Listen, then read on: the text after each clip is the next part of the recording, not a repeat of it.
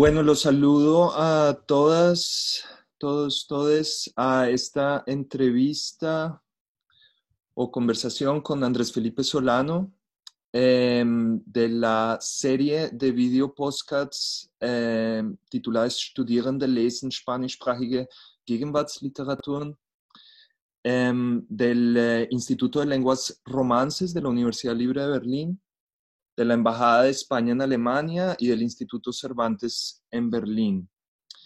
Me acompaña Andrés Felipe Solano, escritor colombiano, nacido en 1977 en Bogotá, que estudió también en Bogotá literatura hispánica en la Universidad de los Andes. Ha trabajado como periodista tanto en Colombia como en Corea, en la radio y también en los medios impresos. Y ha publicado varios libros. Entre esos tres novelas, su primera novela, Sálvame Joe Luis, que lo publicó Alfaguara en el 2007. Después salió Los Hermanos Cuervo, también en Alfaguara, en el 2012. Y su última novela se llama Cementerios de Neón y salió en Tusquets en el 2017. Ha escrito varios cuentos, pero también ha publicado dos libros de crónicas o diarios, es decir, de textos, libros no ficcionales. El primero, un diario de un experimento del autor viviendo con el salario mínimo en Medellín por un tiempo, que se titula Salario Mínimo, Vivir con Nada, salió en Tusquets en el 2015. Y después Corea, Apuntes desde la cuerda floja, que salió primero en una edición de la Universidad Diego Portales en el 2015 y después fue publicada en, en el 2016 por Planeta. Ha recibido varios premios y reconocimientos. Uno de ellos, el Premio de Biblioteca de Narrativa Colombiana de la Universidad de AFIT en el 2016. Y así fue incluido por la revista Granta entre The Best of Young Spanish Language Novelists. Y también trabaja como jurado en premios en Colombia y en Corea. Muchas gracias, Andrés Felipe, por aceptar esta invitación. A ti, Camilo. Gracias. Y quisiera comenzar esta discusión contigo con una cita de tu diario Corea, Apuntes desde la cuerda floja. Tal vez sí podrías leernos la cita, por favor. Ok, vale. Mis recuerdos son solo posibles si los visito a través de la escritura. Solo de esa forma salen del cementerio, adquieren formas más o menos definidas. Quisiera visitarlos de una manera más natural, pero los recuerdos que no logro asir en palabras regresan al mundo de los muertos y me aterra que se queden ahí para siempre. Supongo que escribir no es otra cosa que un acto de resurrección. Escribir es resucitar el pasado, el mío, el de los otros. Por otro lado, me pregunto si acaso escribía antes de escribir, si a los 5 años, cuando abrí la puerta de mis padres mientras tenían sexo, estaba escribiendo sin saberlo. O si hace un rato, en esta tarde, con el invierno a tiro de piedra, cuando fui a ver una vieja película de John Huston en un cine de Yonno, lo hice porque quería hacerlo o solo porque deseaba escribir sobre ir a ver una vieja película de John Huston en un cine del centro de Seúl. Me pregunto si mis elecciones son sinceras o se tratan de movidas sucias para interesarme en algo al punto de necesitar escribir sobre ese algo, si parten de una muy egoísta conjura contra la bulia. Todo puede entrar ahí. Mis trabajos, mis artículos, las 2 novelas que he publicado, la que planeo, mis viajes, mi matrimonio con una asiática, hasta mis idas al supermercado. En ese caso, otro es el que vive y yo solo traduzco.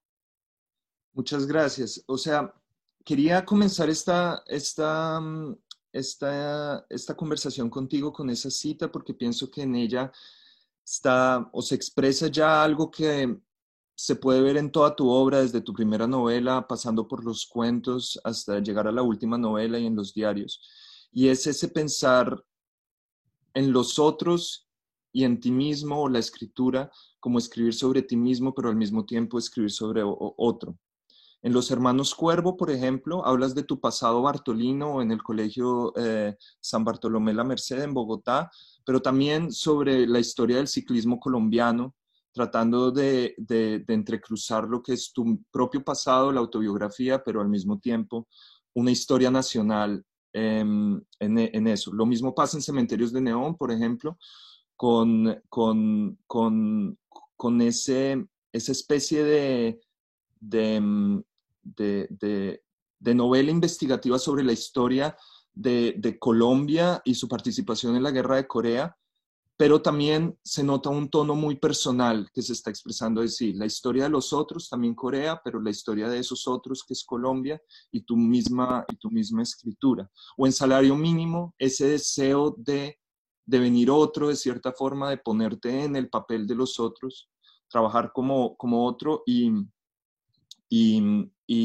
así poder encontrar de cierta forma un folio de reflexión sobre tu vida misma o en tu primera novela, ese personaje que tiene muchos tintes tuyos y ciertos datos que recuerdan un poco a tu misma biografía, el haber sido periodista de una revista que para mí se puede relacionar mucho con cuando trabajaste en la revista Soho.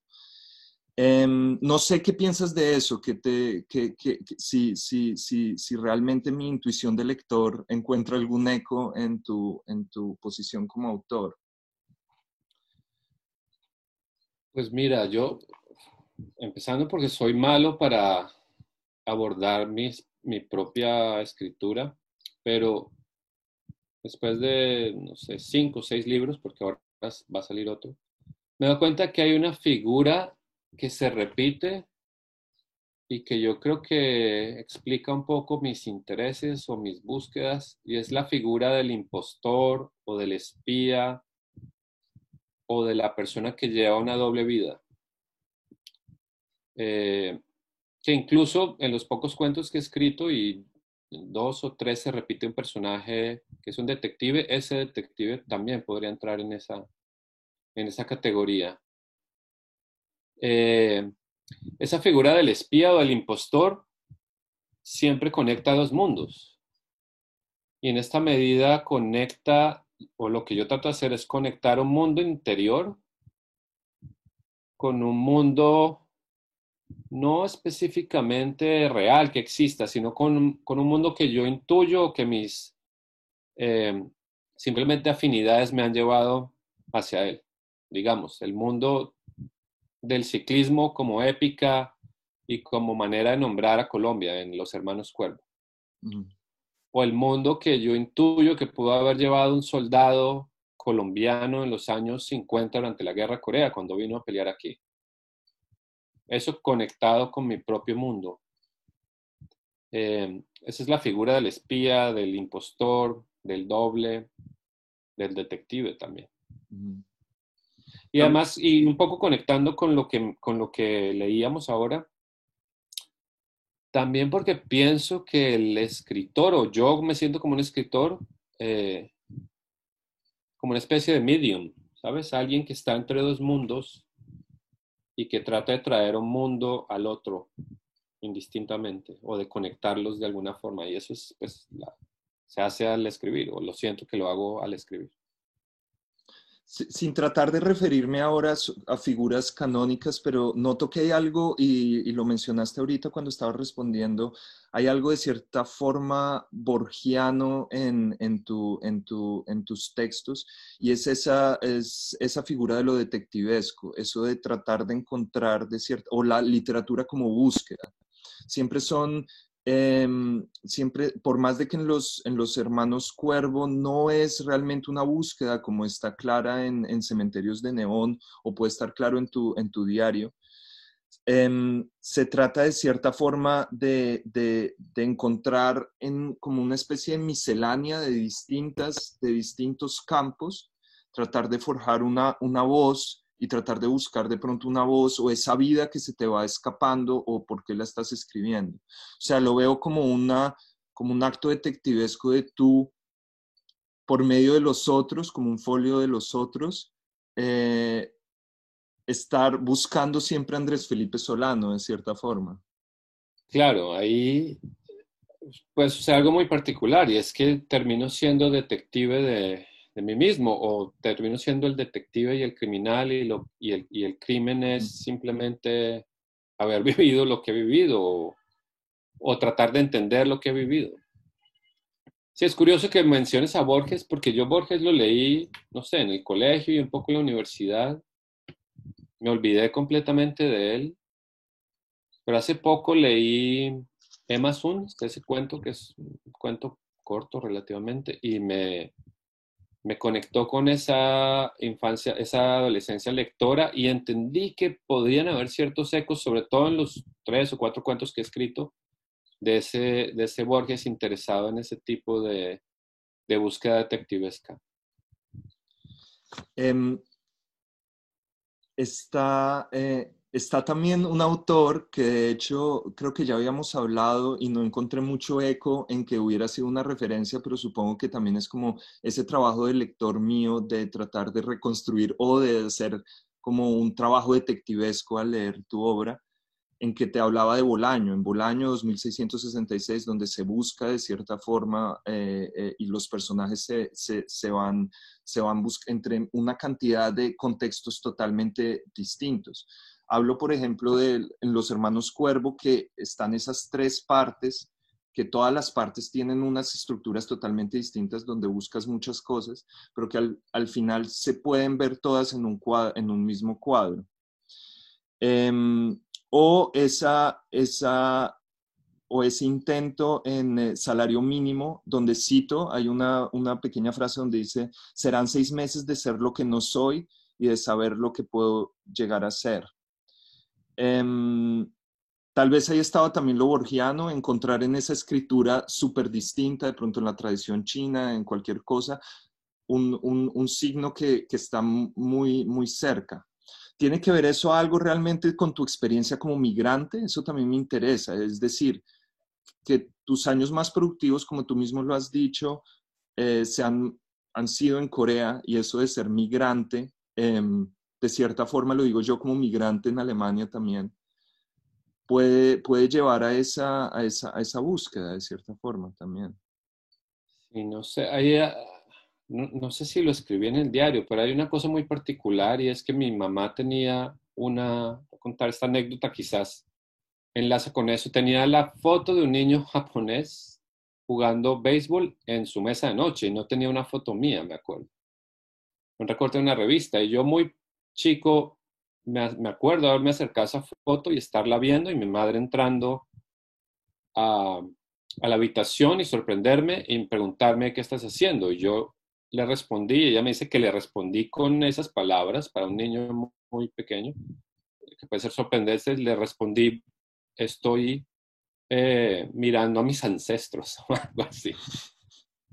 Eh, no sé, sí, por muchas cosas terminé viviendo en esta esquina de Asia, pero no creo que sea del todo casualidad. Mm, Porque incluso una de las lecturas también más importantes en la universidad fueron algunas cosas relacionadas con Japón, de Corea, después me he enterado muchas otras cosas. En el momento en que vine no sabía mucho, debo admitirlo. Eh, pero sí, no me veo tanto como migrante, sino como regresando de alguna forma, no sé ok, por qué, ok. no sabría muy bien cómo explicarlo. No, supongo que en esa contradicción de cierta forma está también como esa fuerza poética que tienen tus textos. Supongo que está en eso en esa dualidad de encontrarse a sí mismo, pero de venir otro al mismo tiempo. Claro, y quizás de nuevo empezar a irme, no sé, Ujú. quizás no, solo haya regresado para poder irme de nuevo, quizás. El tiempo es corto, el que se nos ha impartido y quisiera obviamente no terminar esta conversación sin hablar un poco o que nos cuentes un poco sobre tu nuevo libro que saldrá a finales de este mes sobre Tiene la un pandemia. poco, sí, tiene un poco el tono del libro del que leímos cita es un tono de un diario, pero obviamente centrado en lo que ha pasado en estos últimos meses y con algunas particularidades, porque en Corea, eh, digamos que los grandes contagios empezaron a través de una secta cristiana y han habido una secta cristiana apocalíptica muy extraña y han habido cosas muy particulares de ese tipo. Por ejemplo, no había confinamiento obligatorio. Entonces hablé un poco de eso, pero en un tono, sí, en un tono íntimo, digamos, a través de mi propia experiencia estos meses aquí. Como una especie de segunda parte, pero ya muy actualizada con reflexiones sobre la Sí, un actualidad. poco, y muchos de los elementos que tú has rescatado se afinaron en eso a pesar de que gira en torno a la pandemia, pero también puede leerse la pandemia como la enfermedad de escribir, por ejemplo, el estar en casa, en un mundo hecho en casa, en fin, muchas aristas en ese libro que se llama Los días de la fiebre. De hecho. Y saldrá en España, dices, ¿qué día? Sale en España el 23 de junio. Ok. Pues con muchas ganas de leerlo, Andrés Felipe, y pues invito a todos los que nos están escuchando a que lean la obra em, y se puedan meter en ese mundo de búsquedas detectivescas.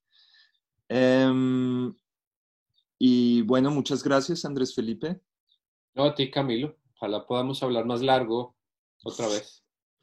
Sí, seguro lo haremos. Vale, gracias. Chao. Chao.